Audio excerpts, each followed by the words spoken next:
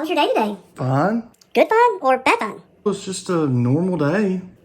Can we eat? I'm getting hungry. I guess. I just really wanted to connect with you first, though. Connect, huh? Babe, I'm trying to get to know you. I don't know what you mean. You know, like your emotions. I still don't know what you mean. This is serious, John. I don't know Babe, forgive me for wanting to get to know my husband. Ah! It's sometimes hard for men to share their emotions because they're taught to be tough all the time. I'm his wife, though. Men often think sharing their emotions is like they're dumping their problems on you. Really? Let him know it helps you when he shares. Well, why is it hard for you to share your emotions with me? Oh, I just don't want to bother you with that stuff. Well, it helps me feel close to you. Really?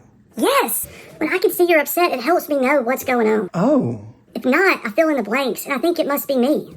No one's ever really told me they cared about that before.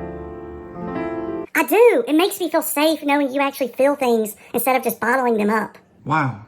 I mean, I could try to do that more. Thanks, baby. Actually, I'm feeling something right now. Something building up inside. I'm here for you, baby. John! What? I'm trying here. Why you still holding on to me after what I